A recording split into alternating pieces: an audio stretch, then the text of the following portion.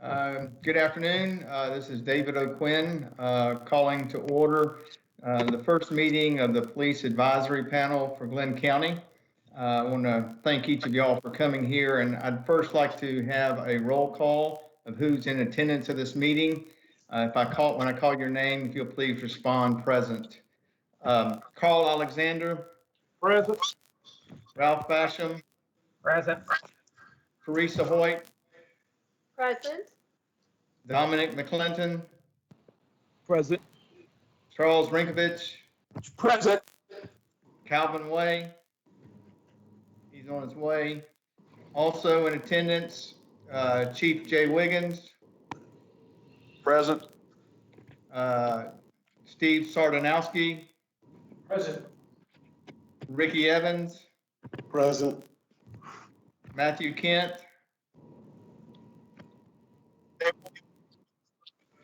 okay, Alan Hours, Present.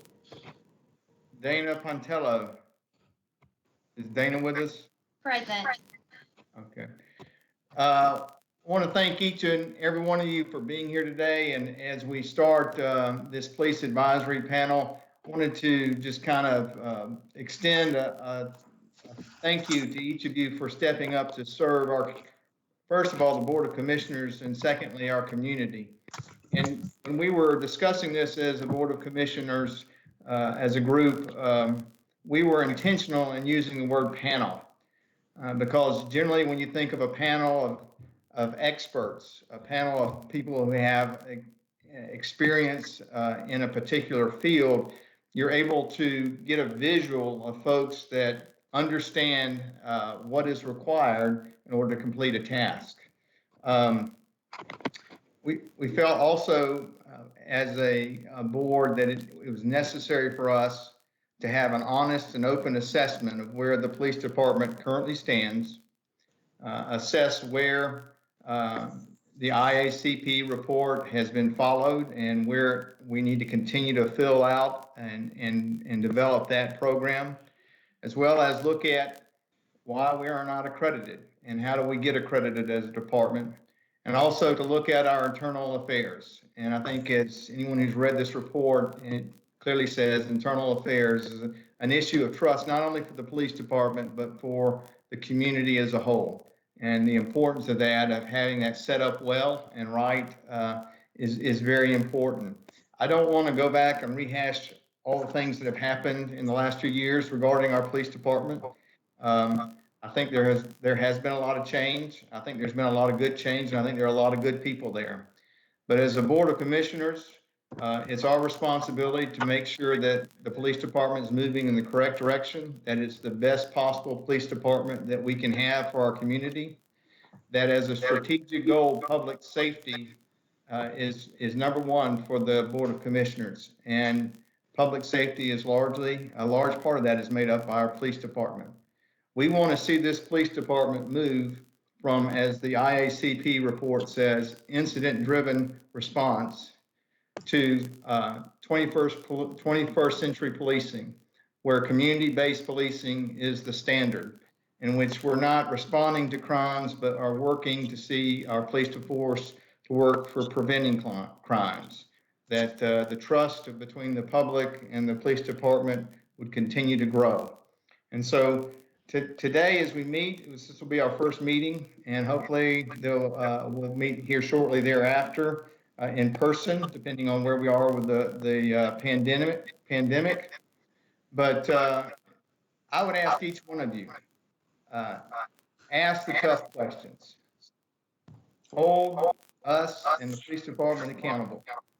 We need people who have experience, knowledge, and wisdom and discernment to not only ask the first tier questions, but the second and third tier questions that are going to move this department forward. The proverb, iron sharpens iron, I think is very applicable here. Each of you have those traits: experience, knowledge, wisdom, discernment. We need that to be applied to what's currently going on in our police department and where we want to go as a police department for our community. Do not be afraid to ask the tough questions. Do not be afraid to come back if we go through something today and you review it, and you, in a day or two, say, well, if something came to mind, come back and ask the question. It's important. So as we get started, I wanted to take a moment to allow each of you to introduce yourself to the general public. If you can give me just a brief 1 or 2 sentences of who you are and what you hope to see accomplished as you're participating on this board, that would certainly be great. We'll start, hopefully we'll do this alphabetically if I did it correctly. Carl Alexander, please introduce yourself to the public. Good afternoon. My name is Carl Alexander. I'm currently the director of security for Seattle. I've been here for 18 years. Prior to that, I was with the Glynn County Police. I was there for 32 years. The last 15 of which I was the chief of police. I have an extensive background in law enforcement. I try to maintain my certification. I do maintain my certification as a police officer through the Peace Officer Standards of Training Center. And I appreciate it this time through Sheriff Young.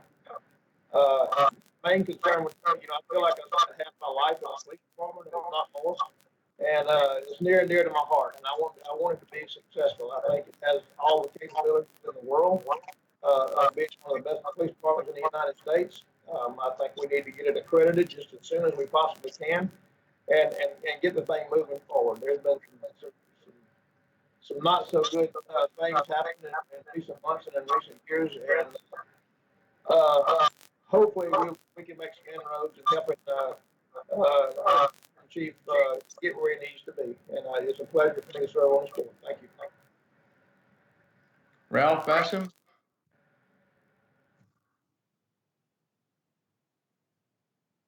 Ralph, I think your mute is on. Can you hear me now? Can hear you now. Go ahead. Sorry. I'm currently the founding partner of Command Consulting in Washington, D.C. I began my career in the Secret Service, spent 28 years there. Fortunate enough to have been named by President Clinton to be the director of the Federal Law Enforcement Training Center, following a great leader, Charlie Rankovich, on my dad. Following 9/11, I was asked to come back to Washington, D.C. To start up the Transportation Security Administration. Remained there for a few years, and then I was asked to go back to be the director of the Secret Service, which I did. And then my last responsibility in the federal government was the commissioner of U.S. Customs and Border Protection, the largest police organization in the country.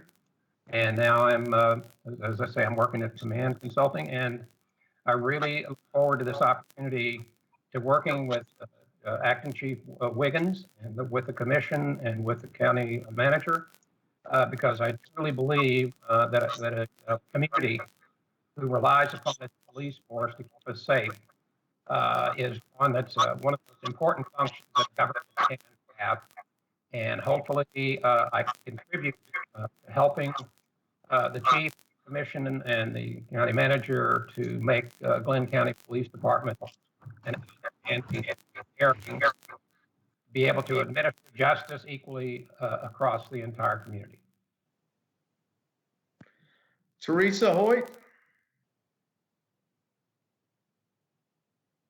Good afternoon. My name is Teresa Hoyt. I am currently an attorney advisor, senior instructor at the Federal Law Enforcement Training Center here in Glencoe, Georgia. Specifically, I am an instructor in the Legal Training Division. As the name of as my job title implies, I am an attorney. I graduated from Emory University School of Law in Atlanta quite a number of years ago. Spent about 10 years in private practice, and the last almost 29 years, though, I have been in federal service. Most significantly for law enforcement, I was assistant U.S. attorney in the criminal division in the Northern District of Georgia in Atlanta for approximately 15 years prior to joining the staff here at FLETC. And of course, I, in that capacity, worked hand in hand and shoulder to shoulder not only with federal law enforcement agents, although of course those were primarily the law enforcement agents I worked with, but with state and local law enforcement agents who participated in various capacities on federal task forces.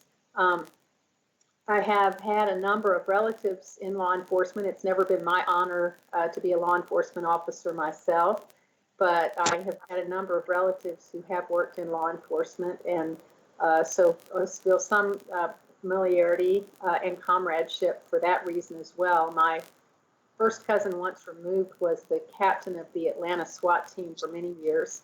I'm an Atlanta native. I spent my entire life prior to relocating down here to Southeast Georgia in Atlanta or the metro Atlanta area. I feel very honored to have been invited to participate on this panel. I'm particularly interested in and dedicated to the concept of community policing, and I just very passionately believe that the level of trust between the community and local, state, federal law enforcement is such a critical part of effective policing. And I just certainly hope that my contributions to this committee will move that forward. Thanks. Thank you, Teresa. Dominic McClinton. Good afternoon, everyone. My name is Dominic McClinton. I am a former special agent with the Internal Revenue Service Criminal Investigation Division. I was an agent with them for approximately 28 years. During that time period, I served in various leadership positions. The last approximately 20 years of my career was in various leadership positions. The most recent, I retired as the director of IRS's Training Academy out at FLETC. I also had the privilege of serving as the chairperson for the Federal Law Enforcement Training Accreditation Board. During that time period, had the opportunity to facilitate and work with probably 70, if not 80 federal agencies in obtaining accreditation. So I look forward to being a part of this panel and to assist in any way possible to make this community better. Although I've only lived here the past 10 years, I've been coming to the community for one reason or the other for the past 28 years. So I truly look forward to being a part of this panel, contributing anything that I can to make our community better in the area, especially in the area of law enforcement. And anything that I can do, I'm willing to serve in that capacity. So I thank the commissioners for trusting in me to be a part of the panel, and I look forward to working with each of you that's here today. Thank you, Dominic. Mr. Charles Rinkovich.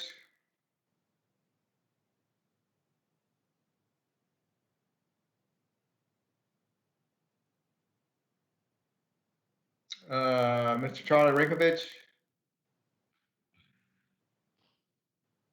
You may be on mute.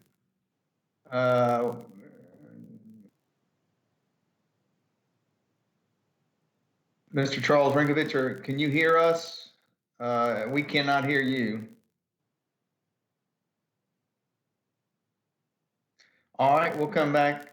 Mr. Calvin Way. Is Mr. Calvin Way in? He has not made it in, Commissioner O'Quinn. Okay.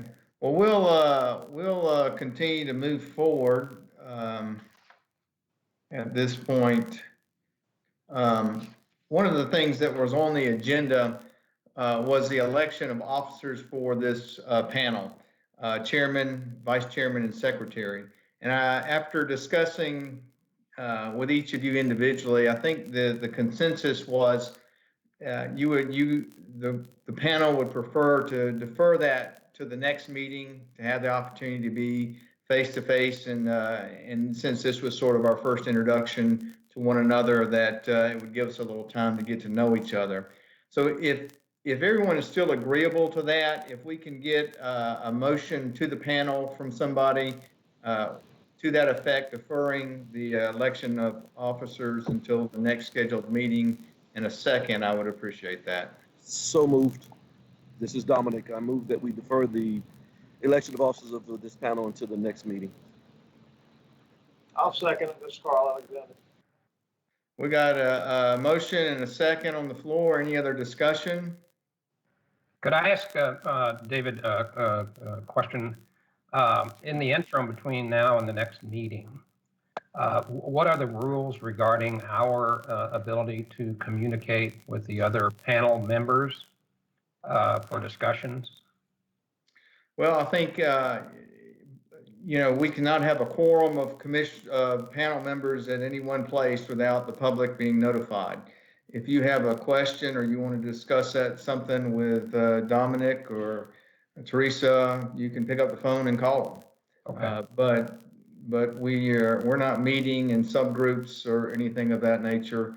But you can have a call, an email, or want to bounce something off of you. So that's the way we should approach it.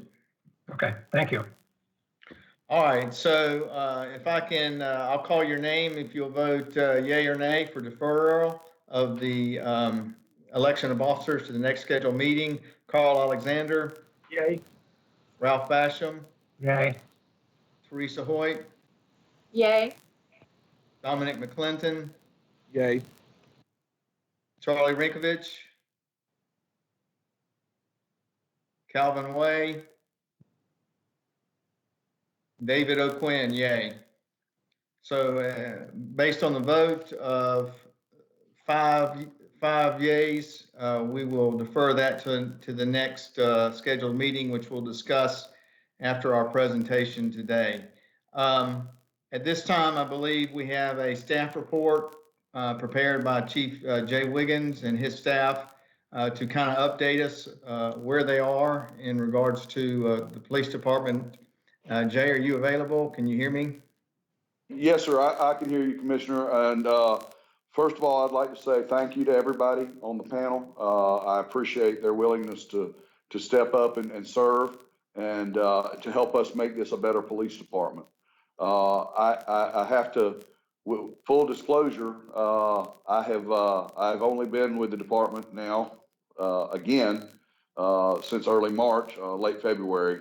So I'm still trying to get my legs under me.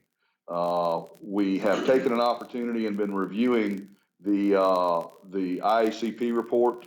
I have in the room here with me, I have Rick Evans, who is our captain over the administrative branch of the department, and I have Steve Sarnowski, who is over our Office of Professional Standards.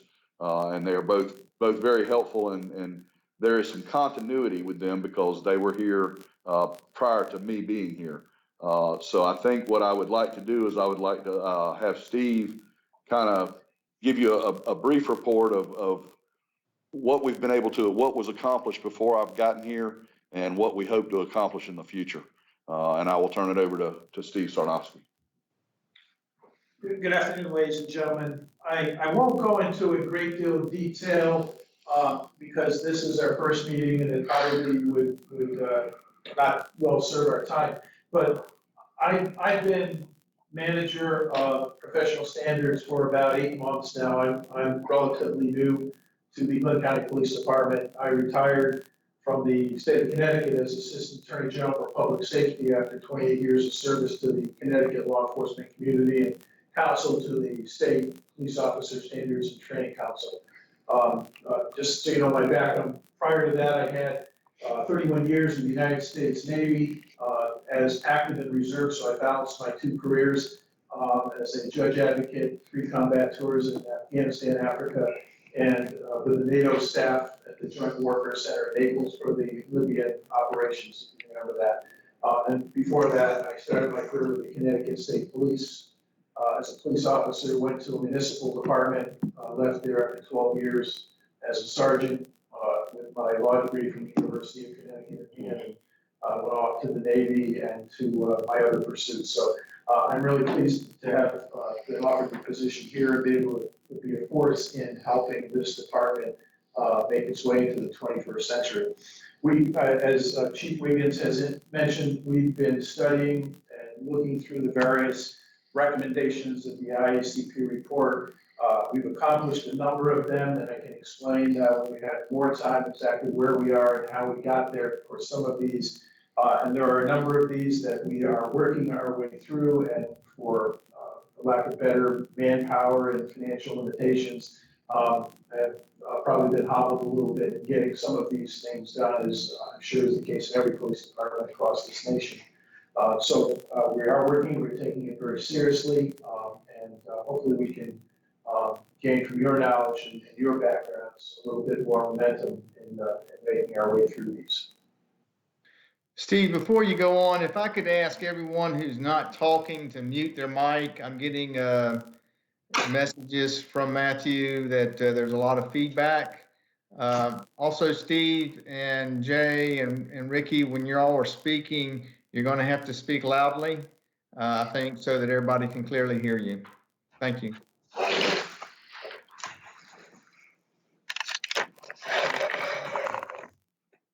Okay, can you hear me better now? Is this better?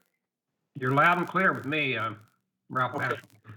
The last thing I'll mention is that during my tenure here, I did put together a PowerPoint presentation, Policing for Our Future, designed to let people from the outside know where the police department was in terms of implementing the IACP operations and some of our major and everyday functions. So I think that's been, if it has not yet been made available to the members of the panel, it can be made available, and I think it'll give you a good overall background of where we are as a police department and be helpful in getting us up and running quickly. So unless there are questions, that's all I had planned to say for today. Steve, I for one, Ralph Basham, would like to thank you for your incredible service to this country. So thank you very much. Thank you, I appreciate that, sir. Jay, do y'all have anything else you're presenting? This is Carl. I'm sorry, go ahead. Steve, a quick question. Yes, sir. Steve, this is Carl Alexander. In the protocols you're writing, are they in concert with any ongoing or any of the IACP guidelines, the state of Georgia guidelines? You know, one of the things we've been tasked with is getting the department accredited again. And I know you've been writing a lot of protocols and standards. And my question is are they in concert with what their mandates are?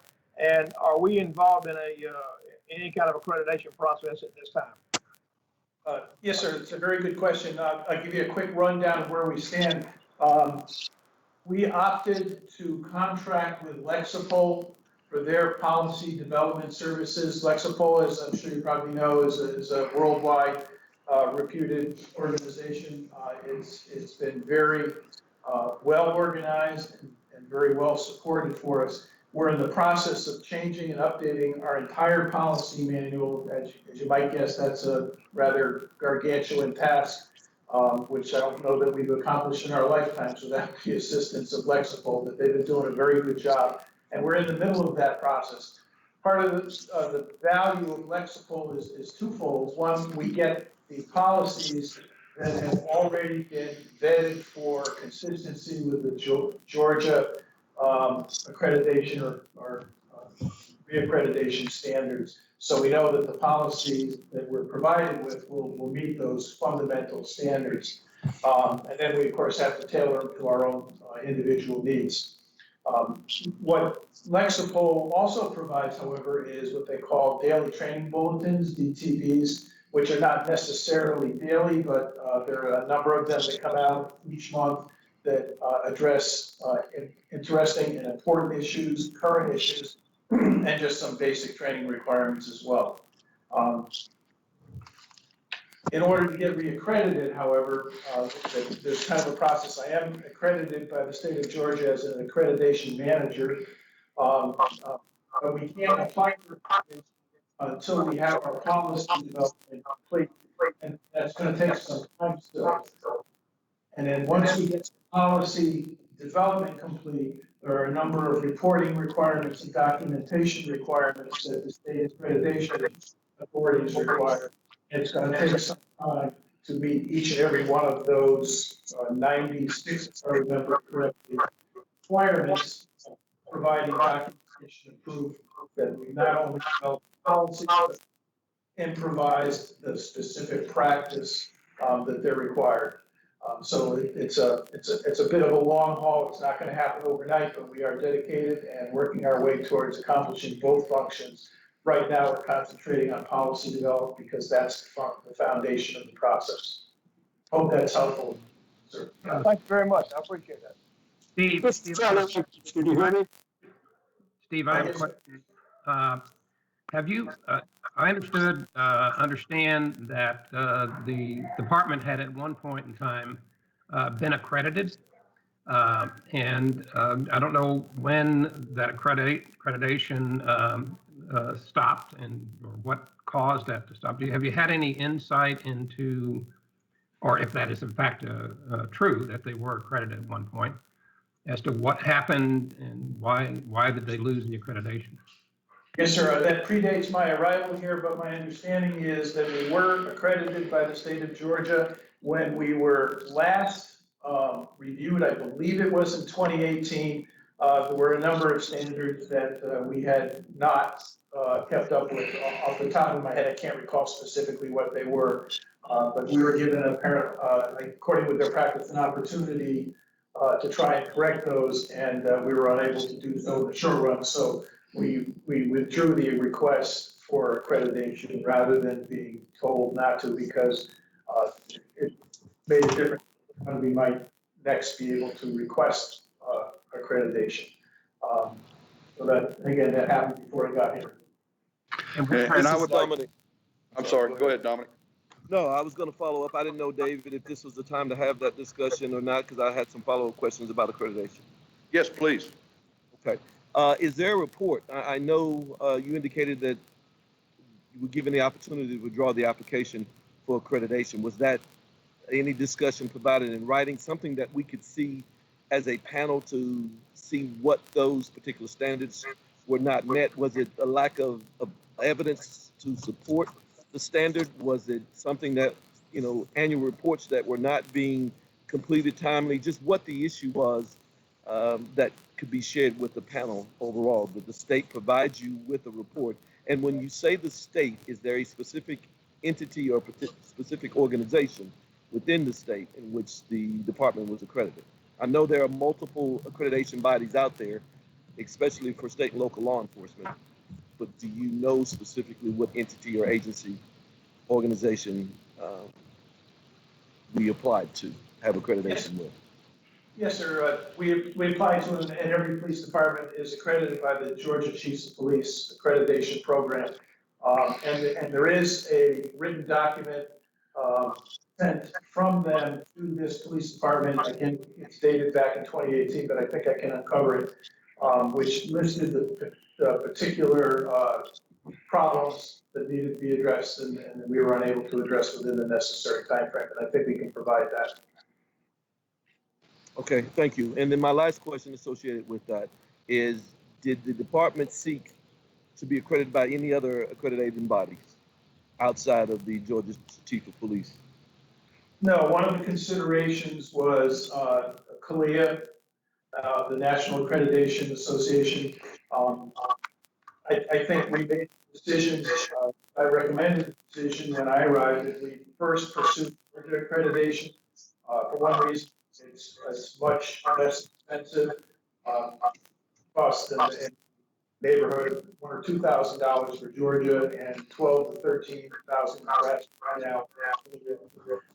CALEA has additional requirements. Georgia does not have, and with the Lexipol assistance, it's much more straightforward and supportable within our manpower limitations to pursue state accreditation and then re-examine as to whether national accreditation is necessary or helpful.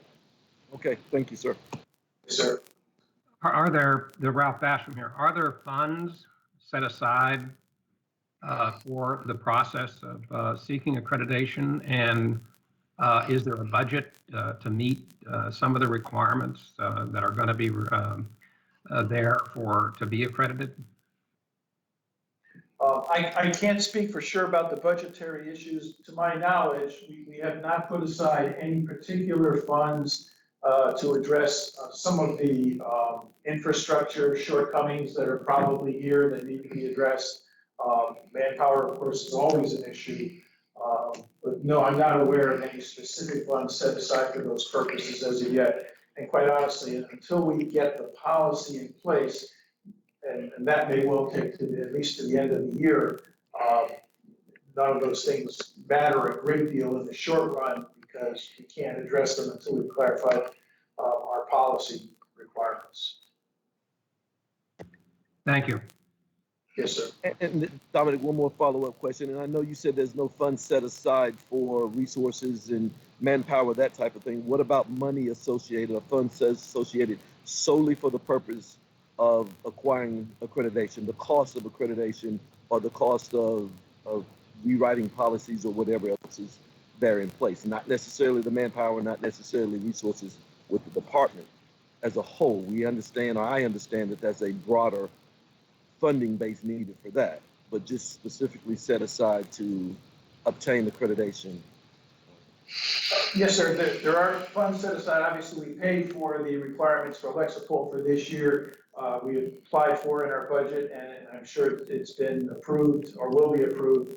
The necessary requirements to remain in our relationship with Lexipol throughout the process of getting accredited and reaccredited, and to maintain their certification. Because one of the extremely valuable things that Lexipol can provide is constant monitoring of legal changes, best practices changes in the industry, and farming them out to our communities, both across the country, but tailored to each state's requirements as well, so that we don't have to look for those kinds of things or try and keep our hands on all of those requirements.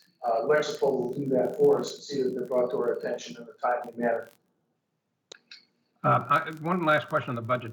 What role do you play, or does the chief play, in formulating the budget, the upcoming budget, with respect to some of these IACP requirements, and as well as later down the road accreditation? Are you involved in the formulation of the budget to ensure that there's money available to do some of these IACP recommendations? Most of the IACP recommendations are more manpower, indirect manpower and attention. They're the ones that I've been involved with have not been budgetary requirements. Maybe take the crime and that analyst as a good example. That is a budgetary issue. We did put the money aside. We did assign an individual to be the crime analyst. And then we did, of course, assign the money for Lexipol as our continuing support for development. So right now, I don't know that we have any financial shortcomings in the short run. I suspect that there probably will be some as we finish the development process and look closer to the implementation process that reaccreditation requires. I've had some input into the budget. I have no formal input in the budget, but as that will change, I'm sure that the chief will include me where it's required. And Mr. Basher, I'm sorry, go ahead. Well, I'm just going to say, Chief, when it comes to some of the IACP about right-sizing the department and having the proper resources, are you all involved in formulating that budget to ensure that those requirements are requested? Yes, sir. And of course, I came in midstream on this, but I've been working very closely with the county manager, Mr. Hours. The budget is, to put it kindly, is somewhat in flux because of the COVID situation. But we are working as we move forward to include all this in next year's budget. Great. Jay, this is Carl. Jay, this is Carl, our chief, I should say. To contract with CALEA and/or the state of Georgia for accreditation, there's a cost associated with it, correct? Did I understand that correctly, Steve? Yes, sir. CLIA, the average cost for an agency our size would probably be in the $10,000+ range each year. One of the main things we're tasked with is getting you guys, helping you guys get accredited again. So I would suggest, and I hope our group, our panel can suggest that in the budget process, you get enough money in there so we can absolutely go ahead and get contracted with some of those, either of those agencies when the time is right, so we can move forward with the accreditation process. I think that will speak volumes. Yes, sir. Yes, sorry, Brad. Yeah, absolutely. I don't think it's a budgetary problem to pursue the Georgia accreditation when the time comes, because the money is quite honestly much less than CLIA. CLIA is a much bigger commitment, but I still strongly recommend that we address and attack the Georgia accreditation first, and then move on to CLIA if we think it's necessary to do so following Georgia accreditation.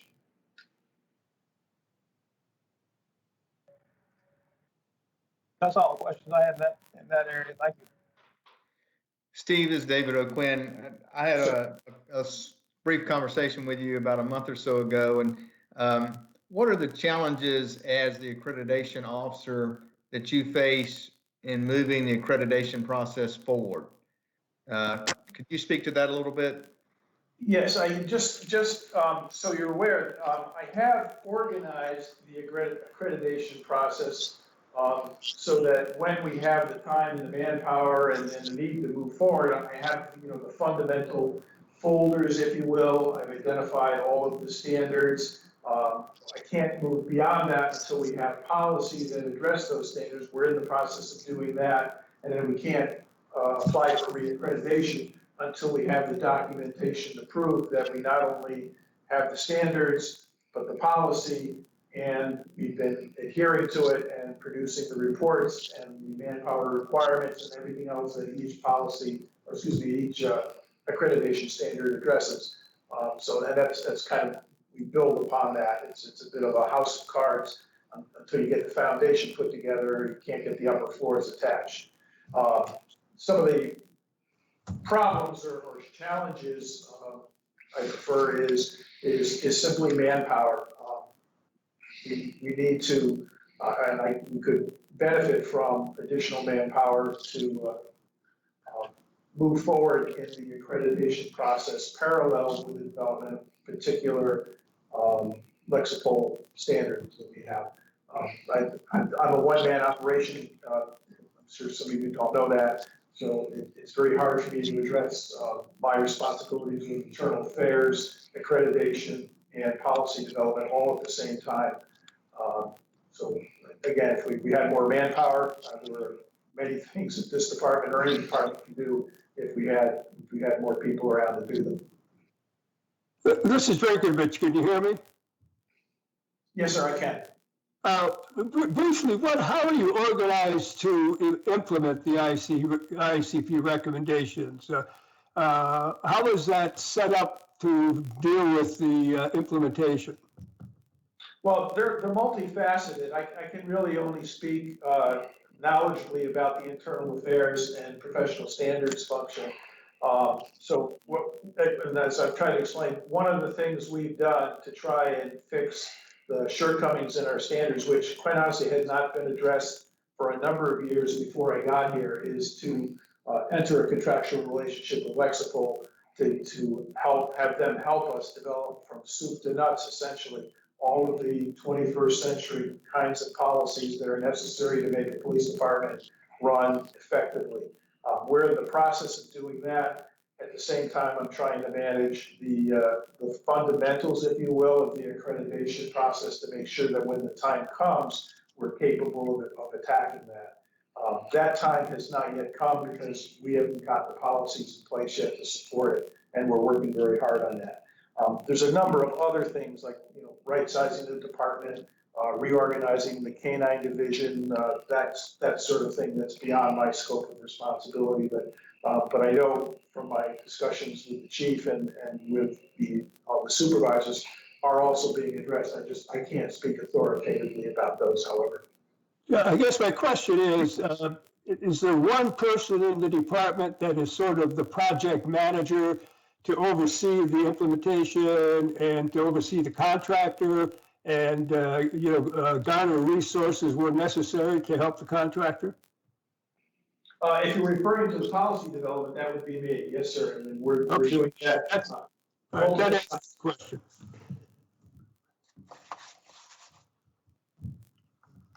I'm sorry. Was there another question? Not for me. Oh, okay. Can I have a question, Ralph Basham, for I guess the Commissioner O'Quinn as well as Mr. Hours. Our mandate is outlined as looking at the ICP recommendations and their implementation, accreditation, and then internal affairs. Is that in priority order, or is it all three of those things we should be focusing on, or should it be the ICP implementation to get that sort of on the road and before we get into the accreditation piece? So if you could maybe help the panel understand what our priorities are, because that's a huge effort, all three of those things, even individually. So could you give us a little guidance on that? Well, I think from the board's perspective, we were outlining areas that we felt needed to be evaluated carefully. And the IACP report, I came on in January of 2019. I was told at that time, because it had come out in the fall of 2018, that a lot of the things that it was recommending had already been addressed by the previous chief of police, and then he was working on the other things. This past fall in 2019, September, sort of when the grand jury, I think about the time of the grand jury pronouncements, the first ones that came out, Chief Powell came and gave us a presentation on where we stood. So I think from my perspective as on the commission is we want to make sure that what is in that report is being implemented. And we wanted someone to follow up to, this panel to follow up and make sure that that implementation is being done. There's no direct correlation in regards to priority. They were just, as we saw them, things that needed to be addressed. I think the IACP report is probably the easiest or the first to address since we have the report. But it's open to the panel. So whatever the panel sees fit to do, we'll go that way. Okay, thank you, Dave.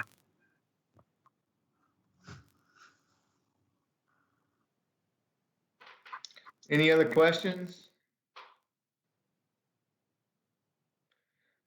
Jay, do you have is there anything else that you are presenting or? Commissioner, we sent out an attachment with the invitation to this meeting that has just kind of an overview of the police department. That was something that was kind of inherited. We are still working on that. I apologize that we have seemed not quite as prepared today as we should be. We've got a lot going on here today. The phones are ringing a lot, as you might imagine. But we hope to, when we come back together, be able to sit down and go more thoroughly. I think the IACP report itself is a very good roadmap to where we need to be. I am still in the process of determining exactly what has been done and what needs to be done. And I feel that the panel will help us keep us on task with that. And I feel that we can make it a better police department, and I'm willing to do that and willing to work with the panel in any way we can. Mr. Hours has been very helpful. The commission has been very helpful. They've offered their support, and I think it's a matter of taking the information that we have and putting it to where the rubber meets the road. Of course, with the pandemic situation, things have been slowed down quite a bit. We've had some of our office staff and admin folks that have had to work from home. So the whole process has been slowed down from the day I walked through the door. Again, I'm not making excuses. I just want everybody to understand where we're at, that we are reviewing this, and that I hope that at our next meeting, we can go line by line and be able to tell you, yes, this has been done. No, this has not been done. And we think these things are priorities. But I'll be the first one to say we have not had an opportunity to do that yet. I think that's a very important thing for us to be able to see, Chief, is for you to go through the report line, recommendation by recommendation, and tell us where you are. Yes, sir. What has been very helpful has been the overview, the summarized report. and because of the bullet points there. And as I say, I think that when we come back together, we'll have the opportunity to be able to share with you what strides have been taken and what more we need to take in the future. Well, Chief Ralph Basham, my book, the summary, there are certain points that are highlighted. Am I to assume that, for instance, assess the K-9 operations policy and enhanced standard county-wide K-9 operations, and that is highlighted? Does that mean that that's been accomplished, or what does that? Or maybe I'm the only one that has mine highlighted. If I can interrupt, Ralph, you're referring to the first page of that blue folder document that some of us have, right? Right. Okay. Right. That that summary of recommendations, based on my review, is not as complete as going to the full set of recommendations, which is really on page 61 of the IACP report, and it's also on page 13 of that blue folder report that you got, Ralph. I think the two of them are not completely consistent, and I think we ought to agree to focus on the recommendations that the ICP provided, beginning on page 61 of the full report, and discard anything else, because otherwise we're going to get bogged down in different wording of different recommendations. You say 61, Charlie? 61 of the full report. Okay. It's page 13. The page 13 of the blue folder thing, Ralph, is basically a copy of page 61, but 61 on the full report is where the recommendations begin. Okay, gotcha. I have a question, if I may. This is Teresa Hoyt. Sir, this is addressed to the chief and the professional standards manager. What is the interplay between, I hope I'm articulating this well, but what is the interplay between the IACP report and its recommendations and the accreditation process? In other words, how are they linked? Is there a necessity to meet all the recommendations in the IACP report in order to be accredited? And like I said, I hope I'm articulating that well. No, ma'am, you're taking, I understand that completely. The answer is no, there is not any direct correlation between the IACP recommendations and Georgia accreditation standards. However, there are a number of overlap areas. Clearly, the accreditation standards for Georgia are far more specific and pointed, but a number of the IACP recommendations touch upon them, and there is overlap, but one is not directly correlated with the other. And I apologize also for not being familiar with Lexipol, but in a really summary fashion, sort of Lexipol for dummies. What's the nature of Lexipol as a contractor, and how do they specifically guide you in the steps you need to take for accreditation? Actually, that's a great question. Lexipol is probably the primary national contractor. It's a private company. If you're familiar with Police One, they merged with Lexipol recently. So they do training. Their focus is on providing across 50 states proper, appropriate, complete policies that are updated on a frequent basis, and as I mentioned earlier, the daily training bulletins to keep all the new and changing nuances in the profession in the forefront for the street officers. I'm very impressed with Lexipol. It's a very professional organization.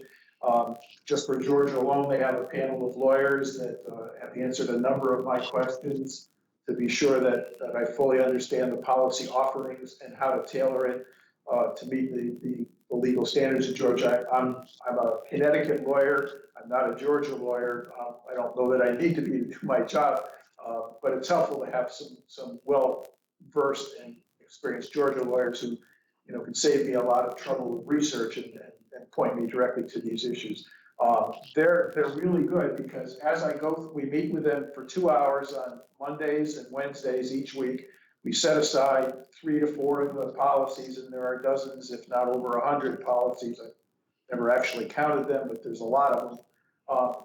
And I do the research locally. I make recommendations and draft changes. We discuss it with what we call our primary working group, basically the senior leadership staff here at the Glynn County Police Department, and our project manager, who's retired chief of police from the state of Massachusetts, kind of leads us through the Lexapol process, answers our questions, makes recommendations. Sometimes he thinks we have some good recommendations and we make those changes. Sometimes he recommends otherwise, and we try to tailor them to the advice and guidance that we've been given. I have a pretty good background in Connecticut with police accreditation and the Police Officer Standards and Training Council in Connecticut and all that. Georgia is slightly different. So we make a good team, and we're making some really good progress that I've been extremely satisfied with Lexapol's service. But again, it's a private company who has done a very good job of bringing themselves to the industry and policy development. Okay, thank you so much, sir. Okay. Steve, do they do work with COLEA as well as the state accreditation commission? I'm not sure if they work with COLEA. I know that on draft policies that with which we're provided, each of them, to the extent that it affects an accreditation standard, specifically states which specific standard it satisfies. And that once we're done with the process, all of Georgia accreditation standards will have been addressed on their face. It still requires us to go through the implementation phase and the proof stage to show that we have the reports, the documents, the practices, policies, procedures, et cetera, that are necessary to accomplish those standards, but they'll all have been implemented within our policy manual once we're done with Lexapol. Okay, thank you. They have a website, Lexipol, that's very interesting.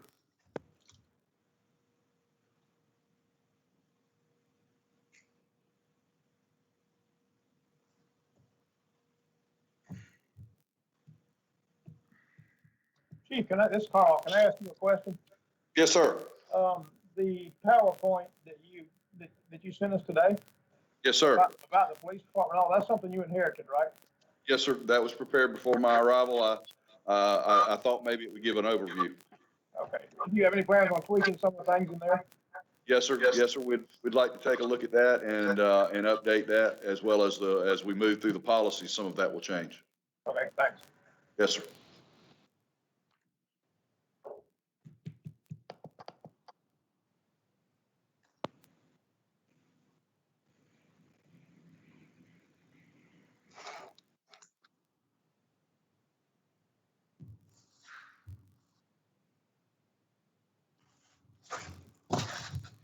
David, it looks like it's back to you.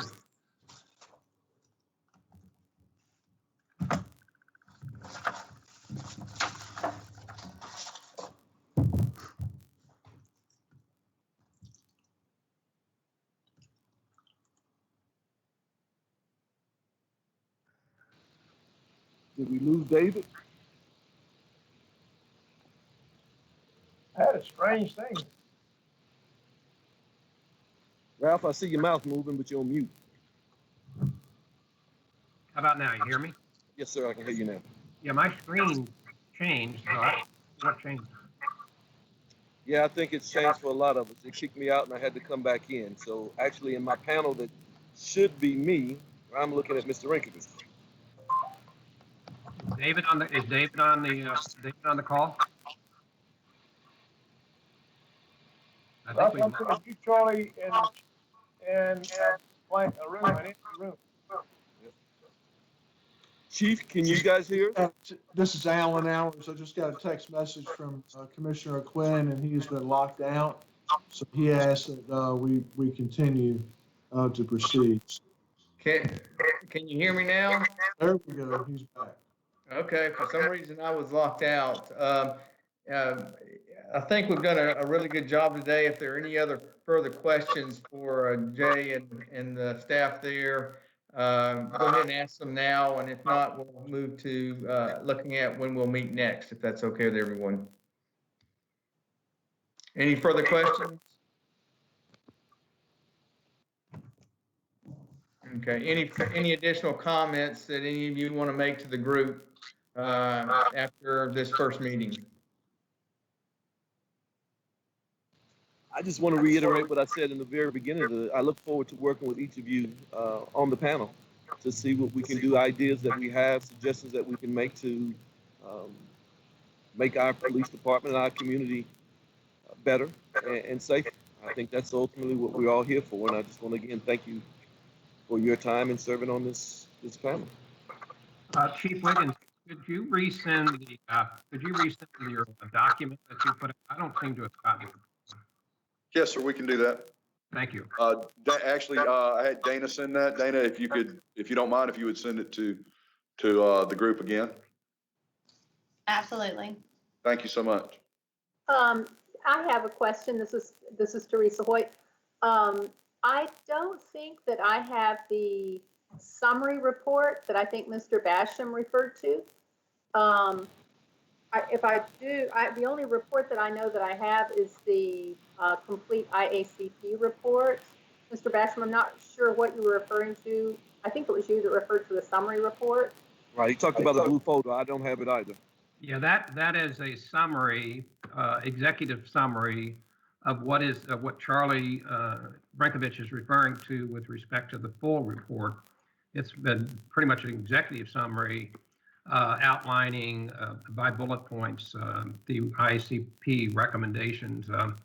A little easier to read and digest, although it is recommended. I'm sure Charlie would recommend that everyone read the full report as well. But Chief, I don't know whether we have additional copies of that or not, or how we could get that to the group. Email to each of the panel members, if that would be all right. We will. You can. I have mine, so you don't need to send me another one. But who else doesn't have it? This is Dominic. I have a question in reference to it. I heard Charlie mention that there was some contradictory information in it. Right. If that's the case, I'm not sure that I want it. I'll just stick with the full report. I've pretty much read that from cover to cover. I'll go through it again. But if there's contradicting information in the summary, then I'd just rather stick to the report and not have it.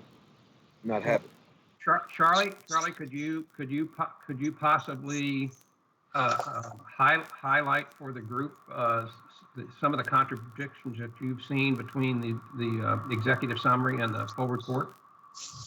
Well, for one thing, it's not as complete as the recommendations that are in the full report. It doesn't, to my review, and it's been a couple of days since I looked at it, doesn't include all of them or the detail that exists in the summary or in the recommendations in the full report. To me, the report recommendations, again, beginning on page 61 of the full report, are clear. And we ought to just go with those and discard any other documentation. In terms of looking at the ICP report, now, obviously, there'll be other documents that we'll be looking at, but the full report is, I think, ought to be our standard for making decisions and asking questions and deciding, which recommendations are or are not been implemented. If that's the case, this is Dominic, then I don't need the summary. I'll just stick with the full report. That'd be my advice. Forget the summary and just go with the full report. If everybody should have a copy of that full report, and we all should be reading it because it goes into a lot of detail and a lot of understanding of the consultant's perspective on the department, which we need to understand.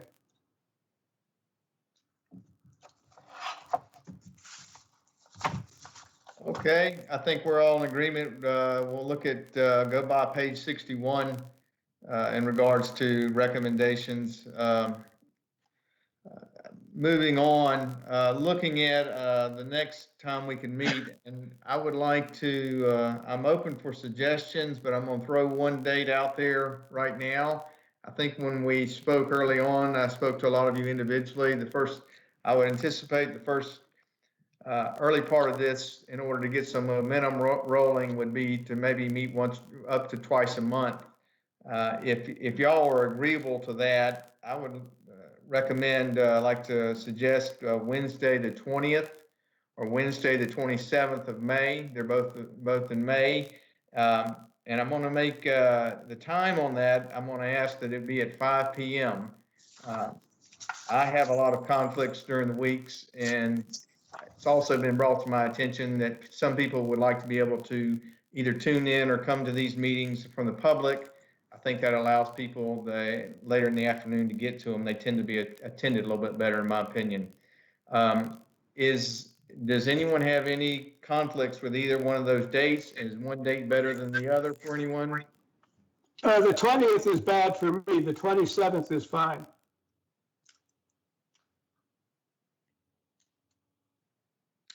Anyone else? I also hope you can meet in person, assuming this coronavirus stuff is over with. These teleconferences are awkward as far as I'm concerned. Well, I certainly agree with you. They are awkward. Yes, our goal would be to meet in person, probably at the Pate Building, where the county has its work sessions. It's set up for social distancing, and whatnot. That's where we're planning to meet. Is there any other objections to the 27th of May?